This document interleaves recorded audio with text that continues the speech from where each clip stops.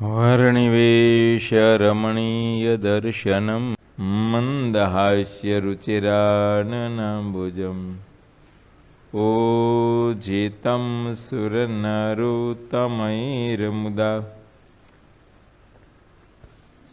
धर्मनन्दनमहं विचिन्तये।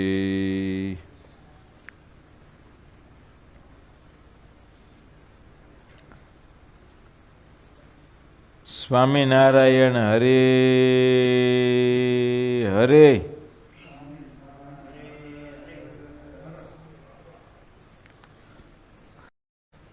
श्री हरिचरित्रामृत सागर पूर 12 तरंग 58। भगवान श्रीहरि कवका में विराजमान है।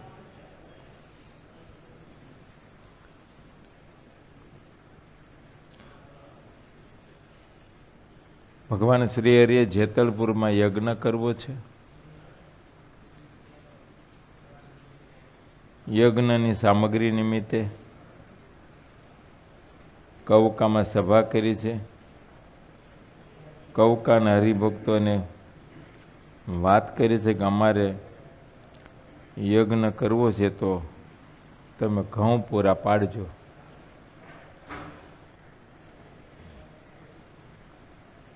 कवकाना हरिभक्तों भगवान श्रीहरिનું वचन शिरोधार्य कर्યું કે પ્રભુ જેટલા ઘઉં જોશે એટલા અને તમે જ્યાં કહેશો ત્યાં પહોંચાડી દેશું। એ સભામાં મહારાજે થોડી તમારી ગૃહસ્થાશ્રમની વાતો કરી।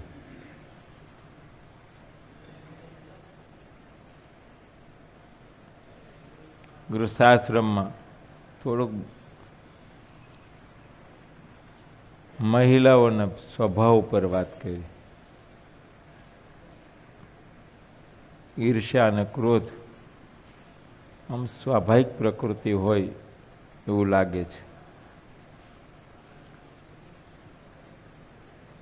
અને જો એ બેવાના ન હોય તો એ આલોકના ન કહેવાય। એ ભગવાનના ધામના મુક્ત જ કહેવાય, ભગવાનની ઈચ્છાથી આવ્યા હોય।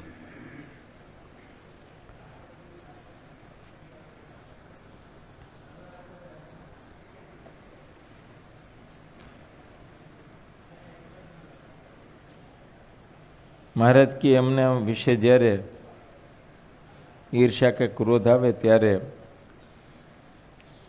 ન બોલવાની વાતો કે જે ગોપનીય હોય એવું ત્યારે બોલી નાખે। પછી એ વખતે એને એવી ખબર નથી રહેતી કે આ બોલવાથી બીજાનું મોત ઊભું થાય, એને કોઈ વિચાર રહેતો જ નથી।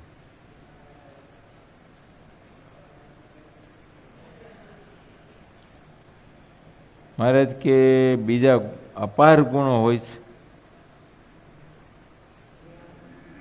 પણ ક્રોધ જે છે ને એનાથી ડરતા રહેવું પડે। ગમે એવા સારા ગુણ હોય ને પણ ક્રોધનો આવિર્ભાવ ગમે ત્યારે, ગુસ્સો એ તો ગમે ત્યારે આવી જાય હો ભાઈ।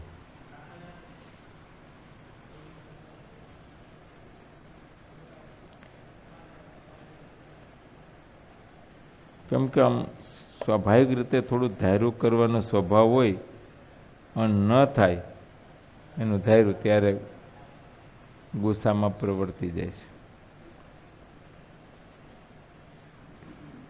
મારે કે અમે આ હરિભક્તો જે પુરુષો છે એના હમ જોઈએ છીએ તો એમ દેખાય છે કે નારીઓના ક્રૂર વચનોને પણ એ સહન કરે છે, માટે એમને તો ધન્યવાદ છે। રામાયણનો પ્રસંગ કીધો કે રામાયણમાં સીતાજીના વચન છે તેને સાંભળીને અમને તો એટલો બધો નારીનો ડર લાગ્યો કે અમે ઘરનો ત્યાગ કરી અને બ્રહ્મચારીનો વેશ લઈને વનમાં જ નીકળી ગયા.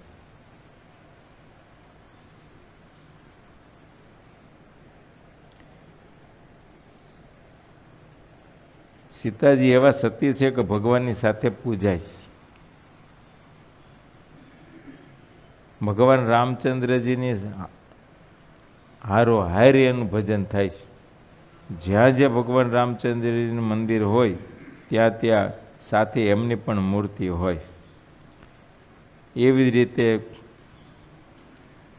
કૃષ્ણની સાથે રાધાજી પૂજાય છે. કૃષ્ણના કોઈ પણ મંદિર હોય તો સાથે રાજાજી હોય. મહારાજ કે આ ઉત્તમમાં ઉત્તમ આ સત્યો છે, પણ એમાંય એ બેયમાંય કાંઈક ભેગ તો દેખાય છે, દેખાણોમાં ભગવાનને.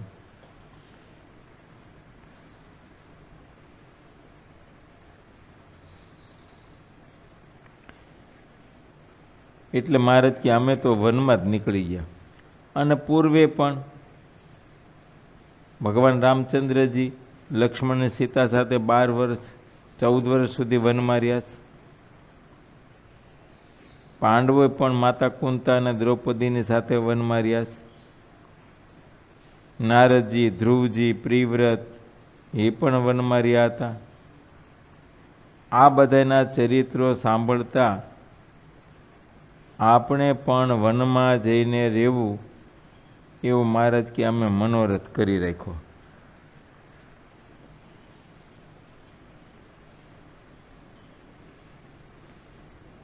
અને એક દિવસ ઘેરથી ચાલી નીકળ્યા. યોગીરાજના જેવો વેશ ધારણ કરી લીધો. અને એ વખતે તો ઘણા ભયંકર પર્વતો અને વનોમાં ફર્યા. અને આ જેટલા સંસારના સુખ છે તેનો તથા ધન, નારી અને ખાનપાન એ બધાનો મનમાં ક્યારેય ઘાટ થતો નહીં. કેવળ ને કેવળ તપ કરવાનું જ ધ્યાન રહેતું. અમને તપ કરવામાં મહારાજ કે બહુ રુચિ હતી. ધ્યાન કરવામાં તો રુચિ હતી. યોગ સાધવામાં પણ અમને રુચિ હતી. કથા અને કીર્તન એમાં અમારી રુચિ હતી. તપ, ધ્યાન, અષ્ટાંગ યોગ, કીર્તન, કથા એ 5 જે કહ્યા તેના જ વિચાર મનમાં રહ્યા કરતા. આમ છે મારે કે તે સિવાયના બીજા બધા સાધન 5માં આવી જાય.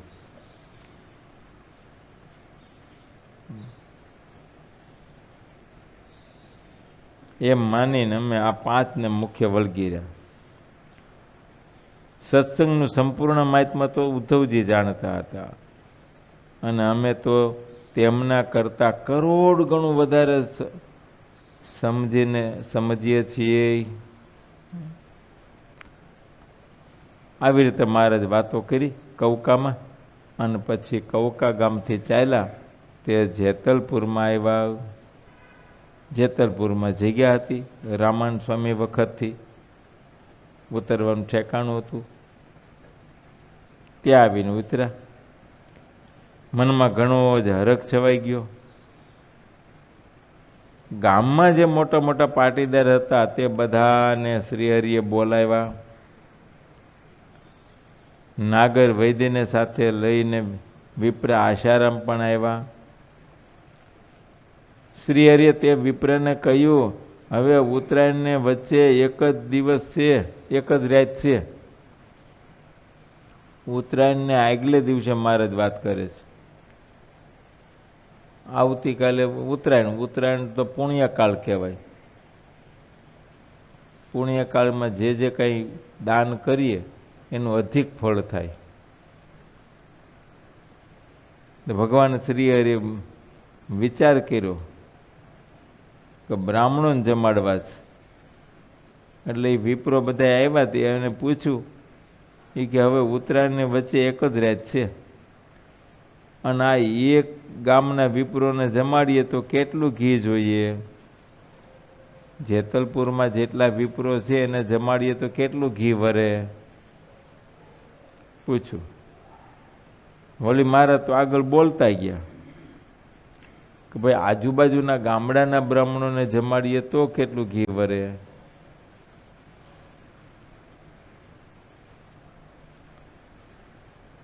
શ્રીનગરના બ્રાહ્મણોને જમાડીએ તો?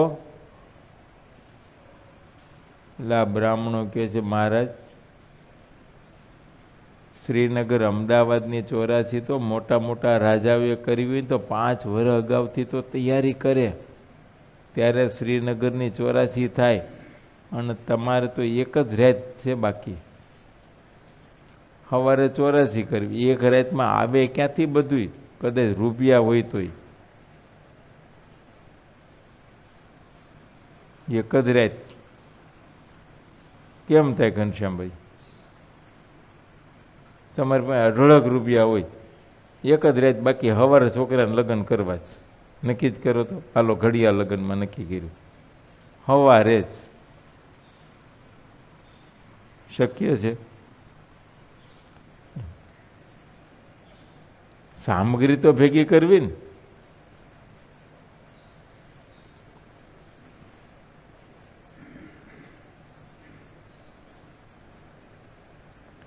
મારે તો આવું બોલતા ગયા.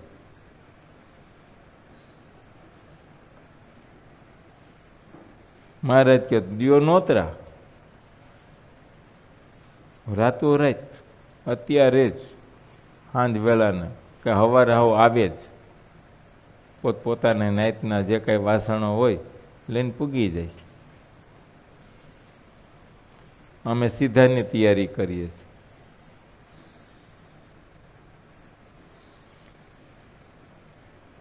હા, મહારાજ બોલતા બોલતા તો યજ્ઞની શરૂઆત કરી દીધી ને યજ્ઞ પ્રારંભ કરાવી દીધો અને બધા બ્રાહ્મણોને બોલાવી લીધા. દેવ સરોવર પાસે મહેલ છે, ત્યાં જગ્યા પણ સુંદર અને વિશાળ છે, તેમાં યજ્ઞના કુંડ કરાવ્યા. દેવ સરોવરના કિનારા ઉપર એકદમ હમથળ હારી જમીન હતી ને, ત્યાં યજ્ઞ કુંડ કરાવ્યો.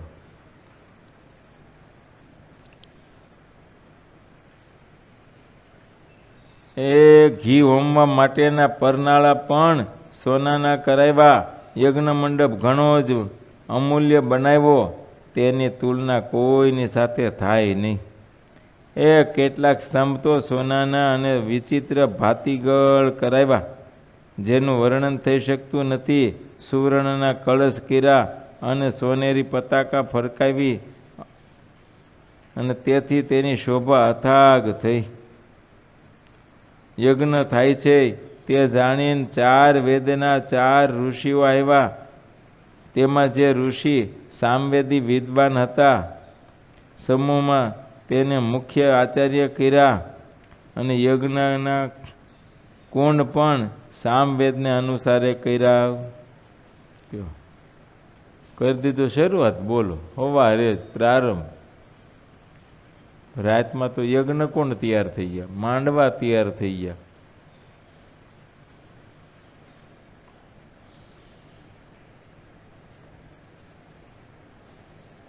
વિપ્રે મનમાં ઘણા જ પ્રેમથી સામવેદમાં યજ્ઞ જે રીતે કરવાનો કહ્યો છે તે રીતે બધા જ વિધિ વિધાનોને અનુસરીને એ યજ્ઞ શરૂ કર્યો. આ વિષ્ણુ યાગ શાસ્ત્રમાં કહેલી સર્વોત્તમ રીત પ્રમાણે આરંભો હતો. તેને દેખીને એ જાણકાર વિપ્રો પણ વિસ્મિત થઈ ગયા. હા, જે ભણેલા વિદ્વાન બ્રાહ્મણો હતા ને, કે જે યજ્ઞની રીતને જાણતા હતા, એને આશ્ચર્ય થયું કે એક રાતમાં યજ્ઞની શરૂઆત, અને એ પણ વિધિ પ્રમાણે, સામવેદમાં જે રીતે એનું વિધાન છે એમ જ. ઇન્દ્ર અને વરુણ આદિ જે દેવો લોકપાળો કહેવાય છે, તે બધા વિપ્રનું રૂપ ધારીને મૂર્તિમાન થઈને તત્કાળ ત્યાં હાજર રહ્યા હતા. ભવ અને બ્રહ્મા આદિ જે દેવો છે તેઓ પણ એ બ્રાહ્મણનું રૂપધારી મૂર્તિમાન ત્યાં આવ્યા હતા, જે 4 વેદ કહેવાય છે તે પણ ઋષિનું રૂપ ધરીને ત્યાં હાજર હતા.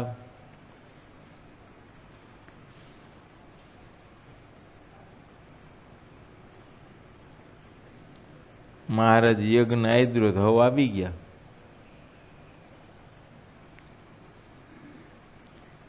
એ કુબેરની જે સમૃદ્ધિ કહેવાય છે તે બધી પણ આ યજ્ઞમાં લાવીને હાજર રાખી હતી. અણિમા આદિક જે અષ્ટસિદ્ધિઓ કહેવાય છે તેઓ પણ દાસીઓના રૂપમાં આવી હતી.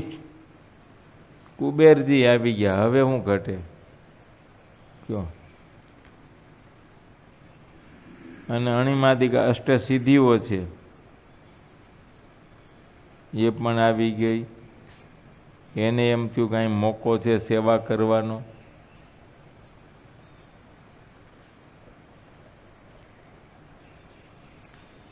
એ મોટા દેવોની જે પત્નીઓ હતી તે પણ બધી પ્રેમાતુર ભાવથી આવી સમૃદ્ધિ લાવીને ભેટના રૂપમાં એ બલિરાજાએ અથવા તો બળવાન માણસોએ શ્રીહરિને સમર્પણ કરી. છતાં પણ લોકરંજન માટે શ્રીહરિએ ઘઉંના ગાડા ભરાવ્યા. આમ થયું. ત્યાં તો સિદ્ધિઓ આવી જ ગઈ હતી સેવા કરવા. ત્યાં તો સંકલ્પ માત્રે કરીને બધી સામગ્રી તૈયાર થાય એમ હતી. પણ છતાંય મહારાજે આ લૌકિક રીતે અને જીવોનું કલ્યાણ કરવા માટે, લોકોને આનંદ કરાવવા માટે એ ઘઉંના ગાડા ભરાવ્યા. હવે ગાડા ઘઉંના ભરીને ગામમાં નીકળ્યા છે દળવા માટે, ઘઉં આપવા. સમજ્યા?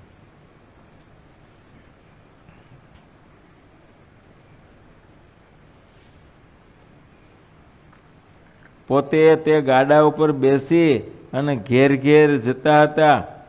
એ ગામની 4 વર્ણની સ્ત્રીઓ જે હતી તે બધીને ત્યાં બોલાવી અને શ્રીહરિએ તેમને કહ્યું, આજ તમારા જેવું કામ આવી પડ્યું છે.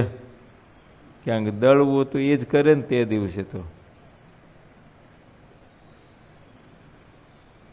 તે દી તો આજના જેવી કંઈ ચક્કી તો હતી નહીં, ફ્લોર મિલ. હાથે દળવાનું, બાયો જ દળતા. એ પ્રેક્ટિસ એને હતી.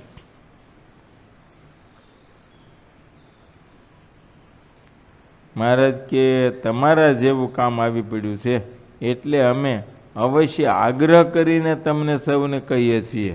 જો હવે આ કામ કર્યા વિના ચાલે તેમ નથી. અત્યારે બધી વાતોનો આધાર તમારા ઉપર જ છે. આટલા બધા બ્રાહ્મણો આવ્યા છે, બીજા હરિભક્તો છે, સંતો છે, બ્રહ્મચારીઓ, પાળાઓ. સમય થાય જ બધાને જમાડવા ને. તો જમાડવા માટે જે કાંઈ સામગ્રી બનાવવી હોય તો લોટ જોઈએ. લોટ વિના બને જ નહીં.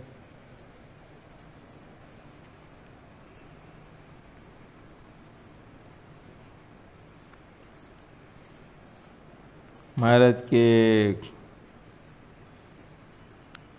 અમારે તો આ આખો આધાર તમારા ઉપર છે. એ જેનું જે કામ હોય તે તેનાથી જ થાય. અમને તે બાબતનો તમારો વિશ્વાસ છે. હા, મહારાજ કે અમને વિશ્વાસ છે કે સેવા તમે સ્વીકારી જ લઈશો, એમ હરખથી, ઉમંગથી જ.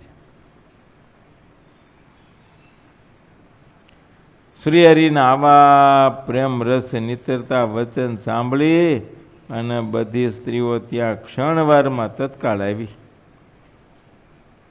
જેને જેટલી શ્રદ્ધા હતી તેણે તે પ્રમાણે દળવાને માટે ઘઉં લીધા.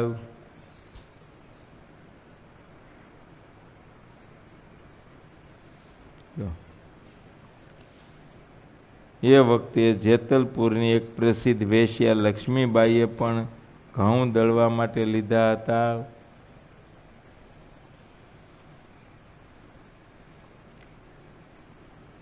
સ્વામી કે બધી બાઈઓ મુખથી ભગવાનના એ ગુણ કીર્તન ગાતા ગાતા આખી રાત તે સ્ત્રીઓએ ઘઉં દળ્યા.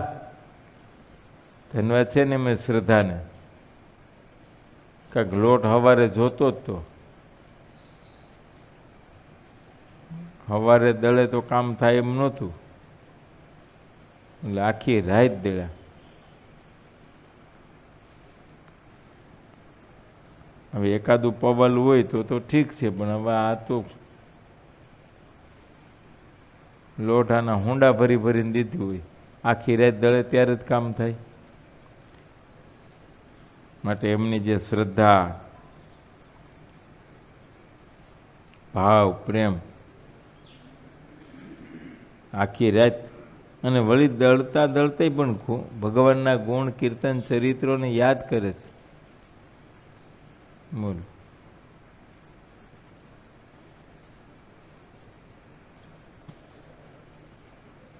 તો સત્સંગ વધે ને, એમને શું સત્સંગ વધે? ભગવાનના ભજન સાથે રસોઈ બની હોય, ભગવાનને થાળ થાય, અને એ પછી જે જમે એના અંતરમાં પણ ભગવાનનો ગુણ પ્રવર્તે, સત્વગુણ પ્રવર્તે.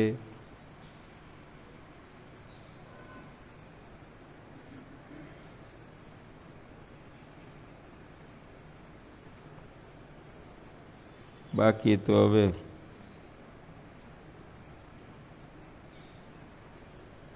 બીબી સિરિયલો આવતી હોય ને સિરિયલ જોતા જોતા એ રસોઈ થઈ હોય ને એ જે જમે એના લખણની વાત શું કરવી પછી તો.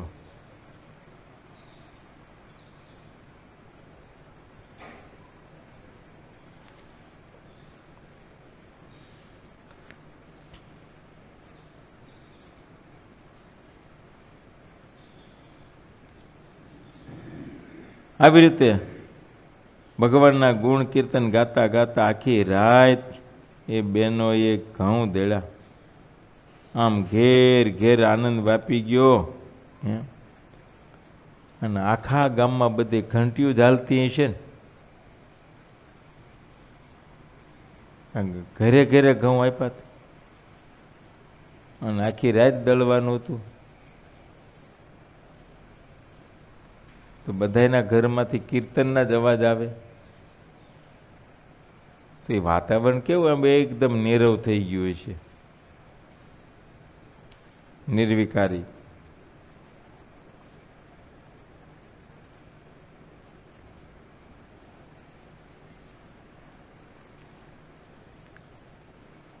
આમ ઘેર ઘેર આનંદ વ્યાપી ગયો. મંગળમય ગીતો ગવાતા હતા. એ બધા સમાજમાં વિવાહ કરતા પણ કરોડ ગણો વધારે આનંદ ઉત્સાહ છવાઈ ગયો હતો. આમ છે, પોતાને ઘેરે દીકરાના વિવાહ હોય ને એના કરતા આ આનંદ અધિક હતો. અને વિવાહનો આનંદ તો કેટલી વાર, ઘડીક, અને વિવાહ પૂરા થાય પછી ઉપાધિ શરૂ થાય પાછી. ઓલું ઓછી ઉધારું લાવ્યા હોય ને હતા એમ, એ આવવા મને ને લેણિયાત. અને આમાં તો કઈ બાબત જ નહીં.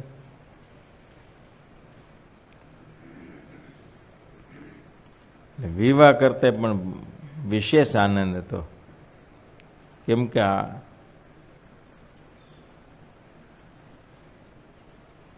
યજ્ઞ નિમિત્તે છે,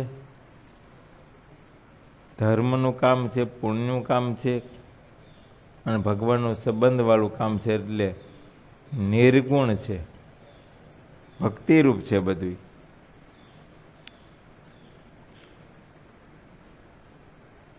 માક્ષર બધી પાંચમથી યજ્ઞનો આરંભ કર્યો હતો.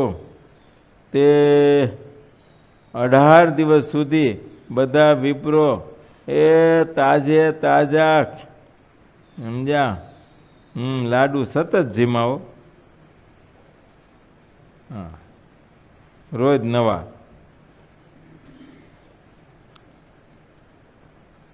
રોજ લાડવા બનાવે ને રોજ ખાય. જે વરુણીમાં વર્યા હતા એ બ્રાહ્મણો યજ્ઞમાં હોય, બાકીના બ્રાહ્મણો તો લાખોની સંખ્યામાં હતા. એને તો રસોઈ કરવી ને જમવું, અને વધારે પડતું જમાઈ ગયું હોય તો પછી દેવ સરોવરમાં પડવું.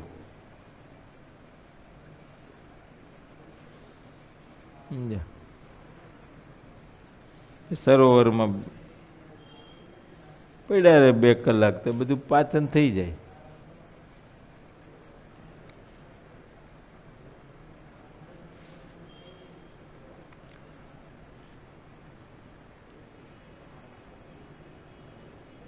શ્રી હરિએ પત્ર લખીને તેડાવ્યા હતા, તેથી દેશ દેશમાંથી એ સંતો આવ્યા અને દેશ દેશના અનંત હરિભક્તો પણ આવ્યા હતા.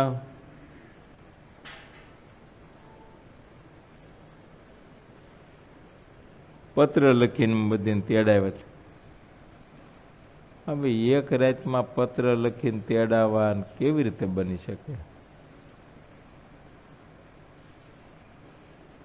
મારા ધારે તો શું ન થઈ.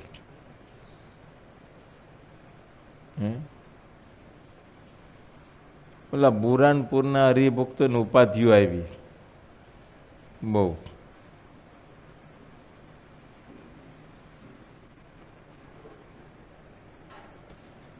તો મહારાજને સમાચાર મળે તો મહારાજ અહીંથી કાગળ લખ્યો એને બળ ભર્યો. સમજ્યા?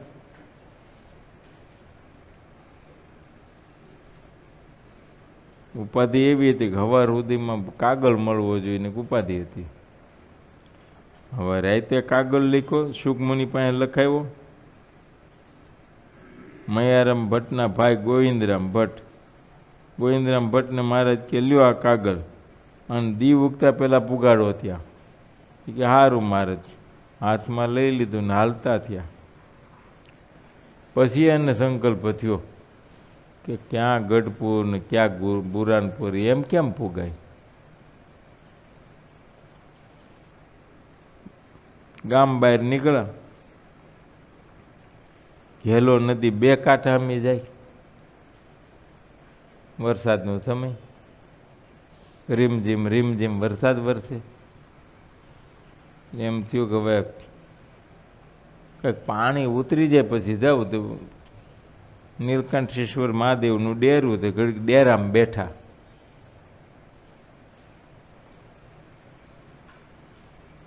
તે થોડોક દિવાલને ટેકો દેવાઈ ગયો તો ઝોલું આવી ગયું.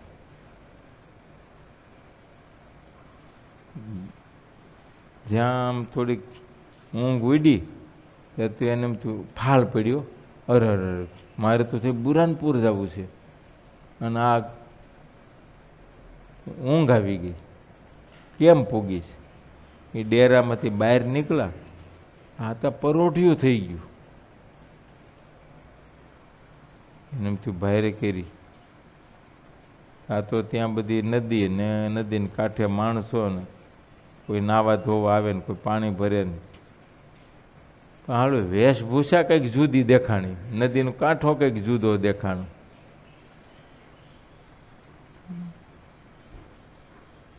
એને પૂછ્યું કઈ નદી છે, ગામ કયું? તો એટલે કે દાંત કાઢે. સમજ્યા? કે ક્યાંથી તમે આવો છો? કે ભાઈ હું તો ગુજરાતથી આવું છું. કે આ બુરાનપુર છે, કે આ તાપી નદી છે ને આ બુરાનપુર છે.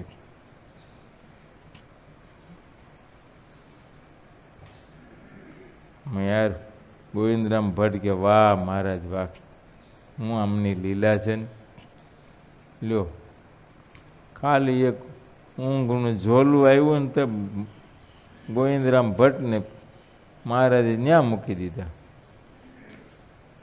સમજાય? નીલકંઠેશ્વર મહાદેવના ડેરા મતે ત્યાંથી તો ત્યાંના ડેરામાં, ત્યાંય શિવજીનું ડેરું છે કાંઠા ઉપર. બોલો, કાંઈ આવરણ નડ્યું? ખબર પડી તો યજ્ઞના સમાચાર અપાવી દે કે ન અપાવી દે?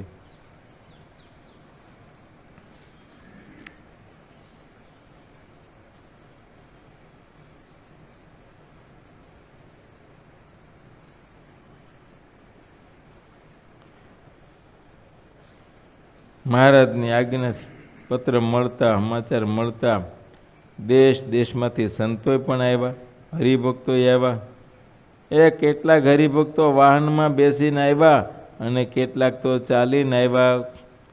જેને વાહનની વ્યવસ્થા હતી વાહનમાં આવ્યા, અને વાહન વ્યવસ્થા નહોતી પગપાળા આવ્યા.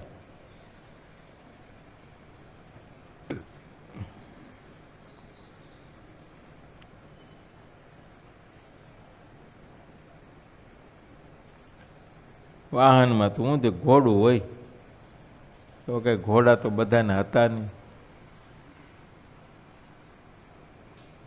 ઘોડું પોહાય એમ ન હોય.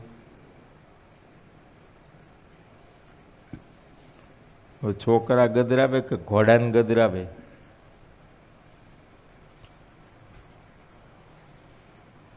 ઘોડાને પછી જોગાણ જોઈએ.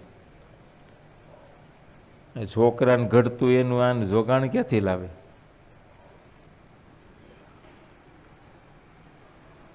તમારું ઘોડું હતું?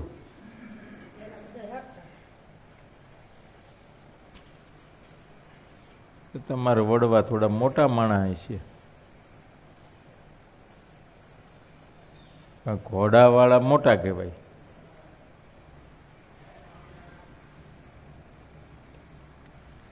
ઘોડામાં પાછું નાનું ટાવડું ઘોડું હોય નાનું માણસ કહેવાય. કાઠાળું હરખું કોઈ મોટું માણસ કહેવાય. અત્યારની જેમ જ. બીજું હું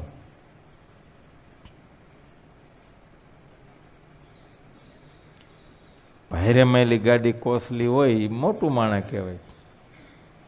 હળવી હોય નાનું ગણાય.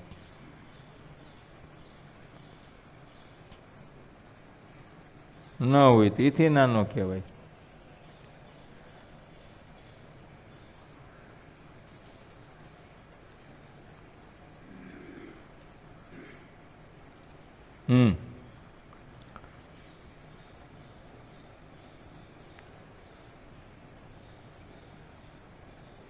જ્યાં જ્યાં સમાચાર મળ્યા તે દેશમાંથી હરિભક્તો આવવા માંડ્યા. જેને વાહનની વ્યવસ્થા હતી વાહનમાં આવ્યા, જેને વ્યવસ્થા નહોતી તો ચાલીને પણ આવ્યા. પણ એ હરિભક્તોનો ભાવ જોઈને મહારાજ પ્રસન્ન બહુ થયા. કેમ કે એ વખતેથી દૂર દૂર દેશોમાંથી આવવું, એમાં વચ્ચે પાછા જંગલો આવે, નદી નાળા આવે, બધા ઓઘટ ઘાટ બધા હોય, અને એમાં ચોર લૂંટારાની બહુ બીક લાગે. કાંઈક બહારવટિયાની બીકો લાગે.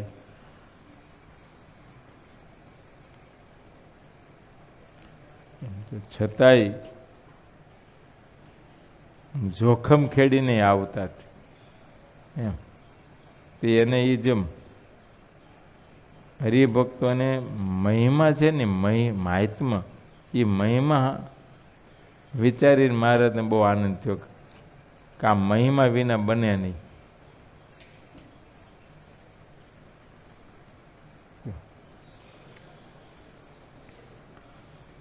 આપણે તો ભગવાનને બધી રીતે દયા કરીશ,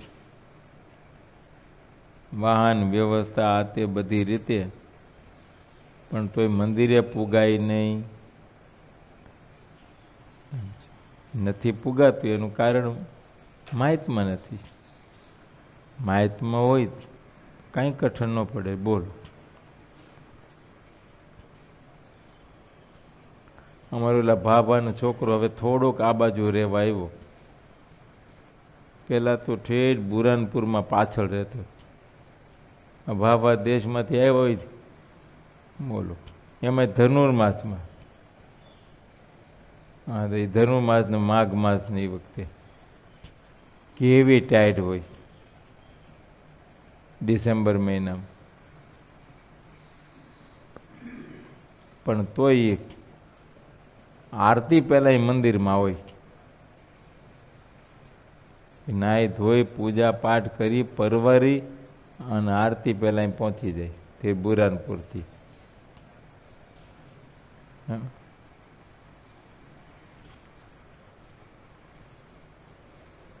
વાત એ છે.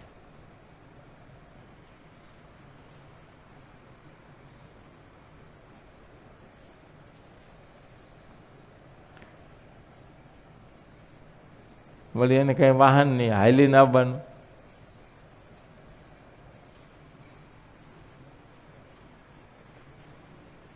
બોલ, બધા ભાભાની ઉંમર કેટલી તને દેખાય છે?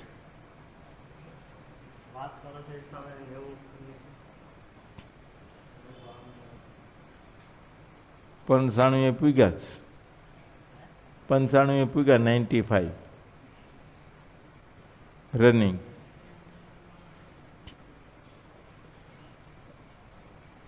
તો એ હાલવા માંડ્યો તો તું પૂગ નહીં, એને તું થાય કે એ ન થાકે.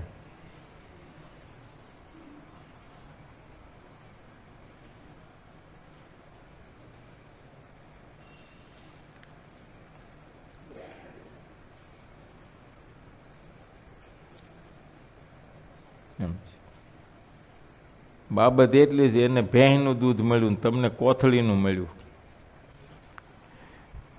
સમજ્યા?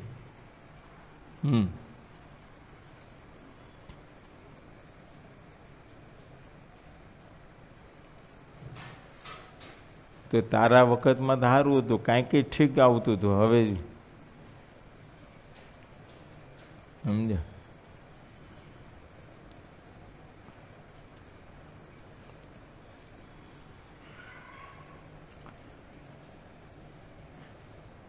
તરંગ 59માં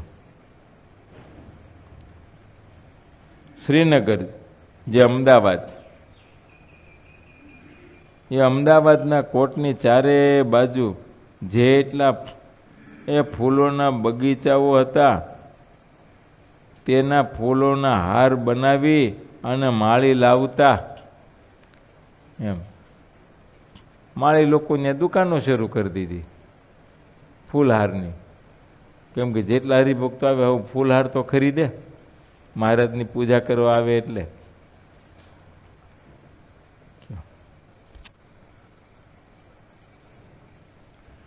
હરિભક્તો તેની પાસેથી વેચાતા હાર લઈ આવી અને શ્રી હરિને તે પહેરાવતા. તોરા, ગૂંચ, બાજુબંધ અને ટોપી કરી અને તેઓ લાવતા.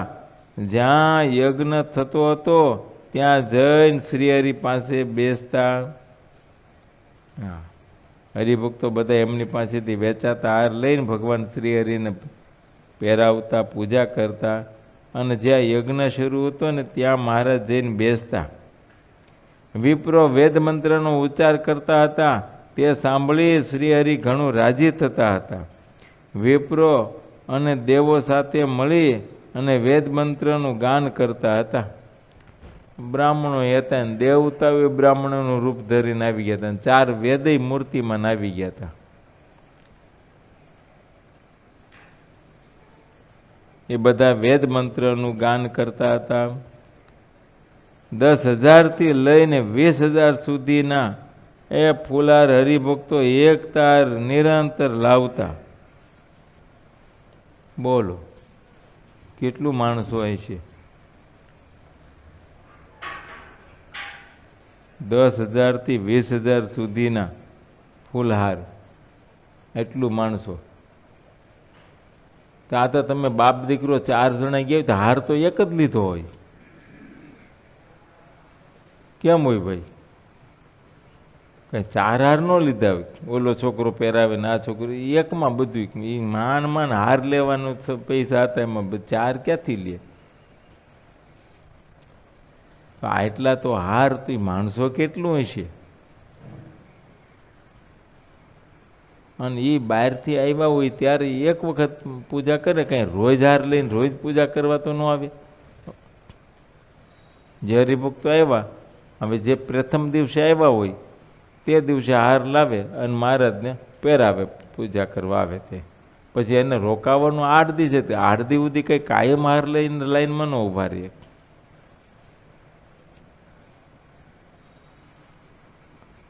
આપણે કેમ કરીએ છીએ? એટલે ભાઈ આપણે વડતાલ ગયા કેમ કરી નક્કી કર્યું હોય 5 દી ત્યાં રોકાવું છે, તો 5 દી સુધી કાંઈ હાર નથી લઈ જતા. 1 દી હાર ને શ્રીફળ ને એવું લઈ જાય પહેલી વખત દર્શને જાય ને ત્યારે. પછી તો એમને દર્શને જાય રોજ. કયો છતાંય હોય કોઈ ભાવવાળા, એ વાત જુદી છે. કોઈ વળી જુદી, 1 દી હાર લઈ જાય, 1 દી ફ્રૂટ લઈ જાય, કોઈ 1 દી વળી સૂકા મેવા લઈ જાય, સાકર લઈ જાય, એમ વળી કોઈ જુદું જુદું લઈ જાય. મહારાજની આજ્ઞા છે ને ખાલી હાથ જવું નહીં.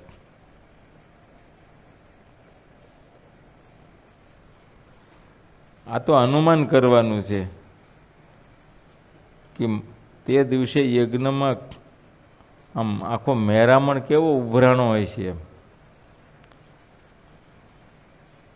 જય સ્વામી.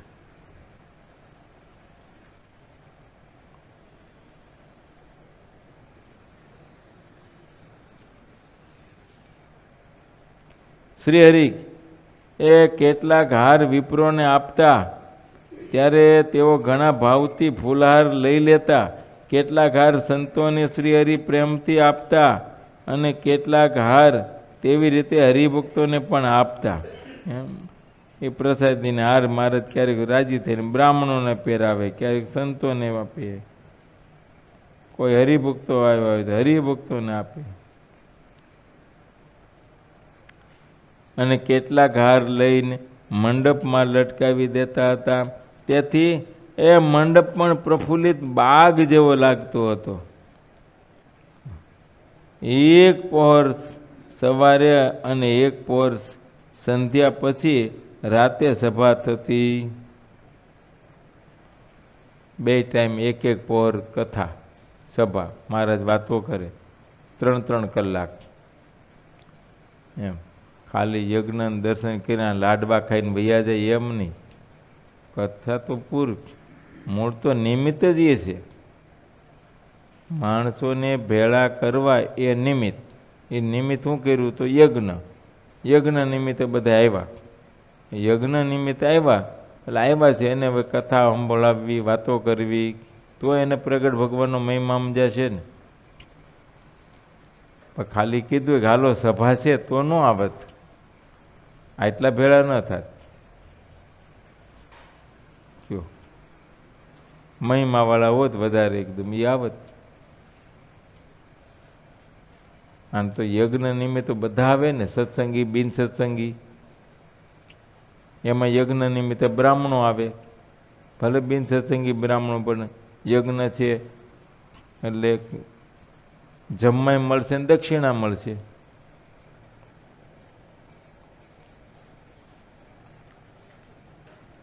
એટલે 2 ટાઈમ 3-3 કલાક સુધી સભા થતી. એ સભાને મધ્ય સિંહાસન ઉપર શ્રી હરિ સુશોભિત રીતે બેસતા હતા. તે સિવાયના સમયમાં યજ્ઞશાળામાં જઈને વિપ્રોને દર્શન આપતા.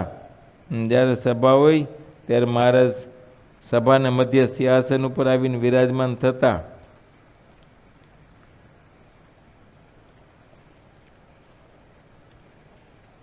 તો મહારાજનો અવાજ અને સાંભળનારાને કાનની શક્તિઓ કેવી છે.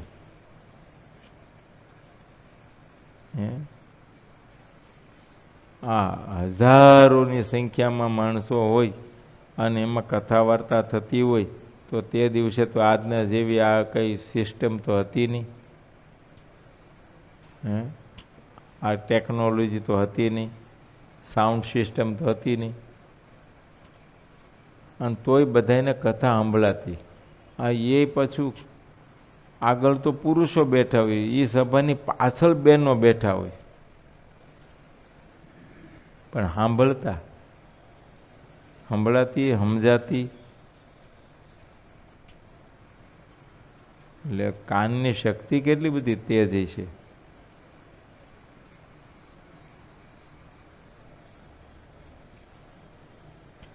ને અત્યારે શું છે, ન સાંભળવાનું સાંભળી સાંભળીને કાનની શક્તિ હરાઈ ગઈ. આમ તો દરેક ઇન્દ્રિયોની શક્તિ આમ જ હરાણી, સમજ્યા? આંખો વહી ગઈ એનું કારણ જ આંખોની શક્તિ ગઈ. ન જોવાનું જોઈ જોઈને.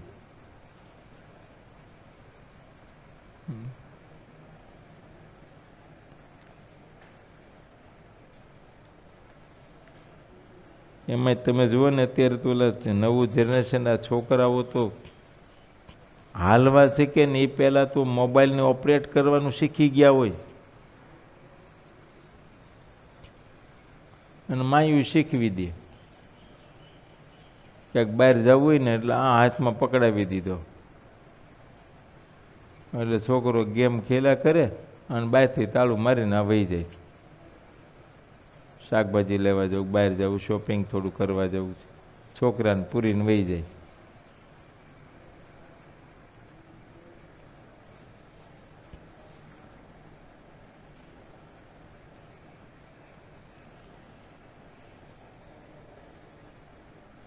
છોકરાઓને હાવ ખોટી આદતો પાડે છે.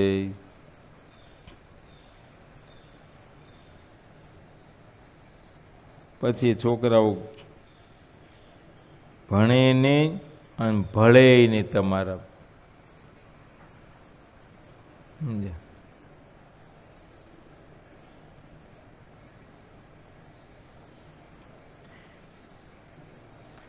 સરોવર પાસેના કોટમાં અપાર વિપ્રો ચૂરમું તળીએ અને તેના લાડુ ઘણા સારા બનાવતા હતા.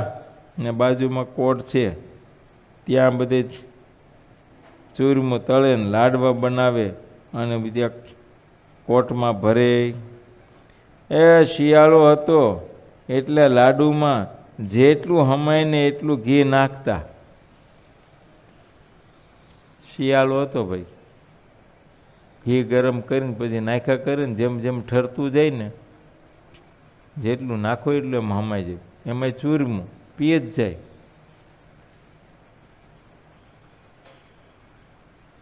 એ તે દીનું ઘી, આજનું નહીં. આજનું તો જામે જ નહીં, આ તો તે દી જામી જતું. એટલે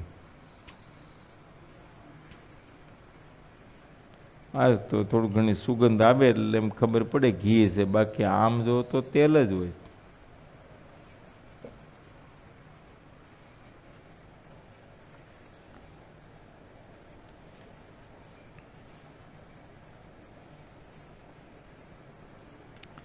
તો એ પાછું એનું ઘીવાળાની દુકાન હોય ને પાછું બોર્ડ માર્યું પ્યોર ઘી.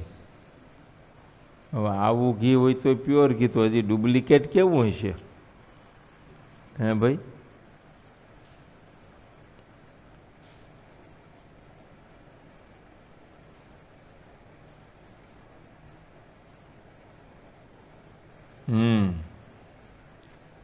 મહારાજ કે એ બ્રાહ્મણો ચૂરમું તળીને એવા લાડુ બનાવતા, મોટા મોટા લચપતતા. શિયાળો હતો, લાડુમાં જેટલું ઘી હમાય ને એટલું ઘી નાખતા. એ ફરતા ફરતા ગામ, આજુબાજુના ગામ વેલા ને કણભા ને આના જે હરિભક્તો હતા તેઓ કાસ્ટના ગાડા ભરીને લાવતા. એ બધું કાસ્ટના ગાડા ભરીને લાવતા. આવડો મોટો જગન છે તો ભાઈ એમાં બળતણી જોઈએ ને, એ પૂરું પાડતા. જેનો કોઈ પાર જ ન હતો. એ ચોખા અને લોટના મોટા પર્વત જેવા ઢગલા કર્યા હતા. તે રીતે જ એ ગોળ ઘી અને તુવેરની દાળના પણ પર્વત જેવા ઢગલા કર્યા હતા. તે રીતે એ માટીના નવા વાસણો પણ ઢગલા બંધ લાવ્યા હતા. જે સામાન લાવતા તેના અલગ અલગ ઢગલા કરાવતા. બધા સામાનના ઉપર સંતોની ચોકી હતી. આ જે સામાન લાવતા એના જુદા જુદા ઢગલા કરાવતા. અને પછી એના ઉપર સાધુને નિમા હોય ને તો કાંઈ રે નહીં, વયું જાય પાછું, આખું પાછું થઈ જાય. બધા સામાનો પર સંતોની ચોકી હતી. તે બધી વાત અલૌકિક દેખાતી હતી. એ સામાનની દેખરેખ રાખનારા જે સંતો અને હરિભક્તો જ્યાં જ્યાં હતા ત્યાં ત્યાં જૈન શ્રીહરિ તેમને પણ દર્શન દેતા હતા. મારે વારે તેમને પૂછતા, સામાન કેટલો છે? કોઈ સામાન ખૂટે એમ હોય તો કહેજો. વાત વાત છાની રાખતા નહીં. જે વિપ્ર હરિભક્ત હતા તેમને રસોઈ બનાવવામાં આગેવાન કર્યા હતા. એ સત્સંગ સિવાયના વિપ્રો પત્રાવળી અને પડિયાને બનાવતા હતા. એમ જે બ્રાહ્મણ હરિભક્તો હતા ને એને રસોઈ બનાવવામાં આગળ કર્યા હતા, એને મવડી કર્યા હતા. બીજા છે બ્રાહ્મણો એની સેવામાં હેલ્પર તરીકે. અને જો એને નાવા ધોવાની બધી પૂરી શુદ્ધિ ન રાખતા હોય તો પછી એને બહાર બસ પતરાવાળીને પડિયા બનાવવા. ક્ષત્રિય હરિભક્તોને શ્રી હરિએ કહ્યું કે તમારે હથિયારબંધ રહી અને સંઘની ચોકી કરવી.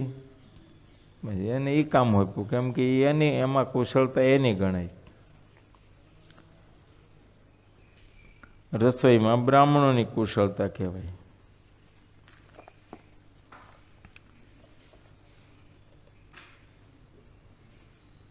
ક્ષત્રિય હરિભક્તોને સંઘની ચોકી કરવા મહારાજે સોંપ્યું. ચોકી કરવા માટે વારા ફરતી 3-3 કલાકના અનુક્રમે રાતે અને દિવસે વારા ગોઠવી દીધા.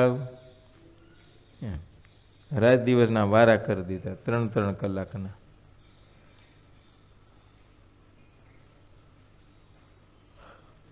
અને જે હોશિયાર બુદ્ધિશાળી વણિક હરિભક્તોને ખર્ચ લખવા માટે ગોઠવી દી રાખ્યા. જે સામાન ઉપર જે રહેતા તેઓ તેનો ખર્ચ લખી રાખતા.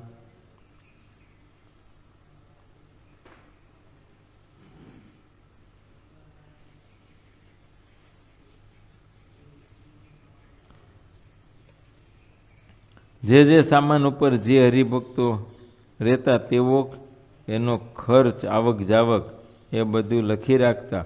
અને જે મયારામ ભટ્ટ હતા તેને જ સૌના મુખ્ય કર્યા હતા. આખા એ સારા યજ્ઞના સૌથી મોટા એ દરેક સમિતિવાળા એને પછી મળવું.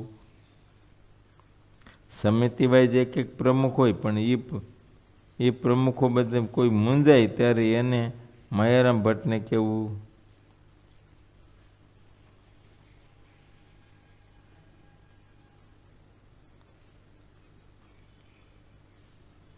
મયારામ ભટ્ટને એ માલિક કરીને શ્રી હરિએ સોનેરી છેડાની પાગ બંધાવી. સોનાના છેડાનો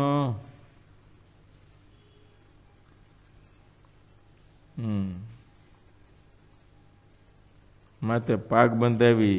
સોના ચાંદીની દ્યોત બોલો એને આપી. સાઈનો ખડિયો પ્રેમ. શ્રી હરિએ રેશમી કોરની 2 ધોતી પહેરવા માટે આપી અને બુટાદાર શ્વેત જામો ધર્મકુમારે તેમને ભાવથી પહેર્યા.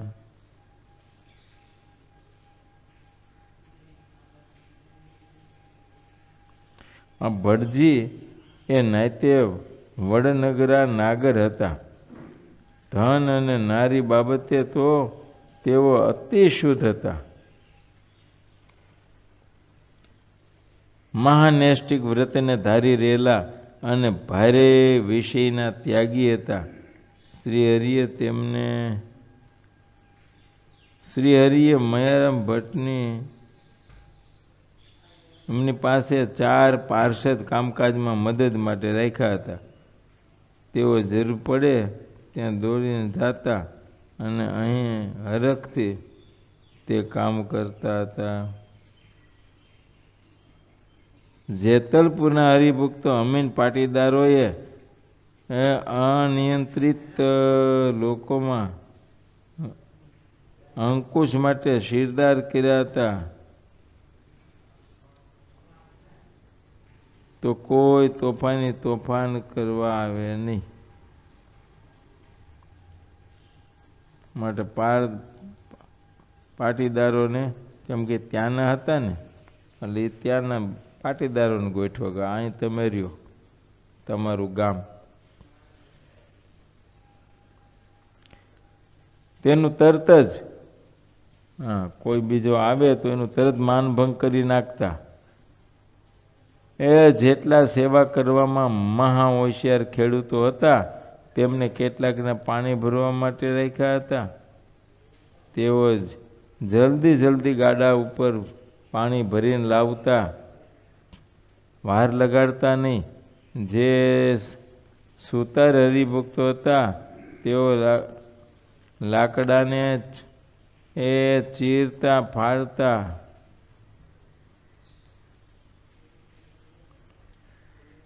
એ બળતણ તૈયાર કરતા.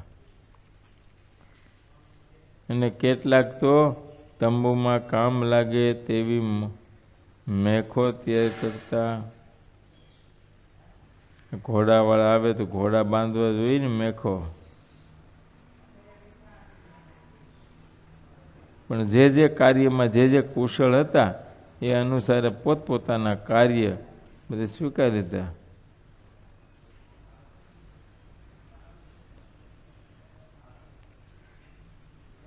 કેટલાક તો તંબુમાં કામ લાગે એ તેવી મેખો બનાવતા હતા. તે બધા રસોડે જમતા. મહારાજ એ બધાને જમવાની વ્યવસ્થા કરી હતી. આવી રીતે મહારાજે જેતલપુરનો યજ્ઞ પ્રારંભ કર્યો. સહજાનંદ સ્વામી મહારાજની જય.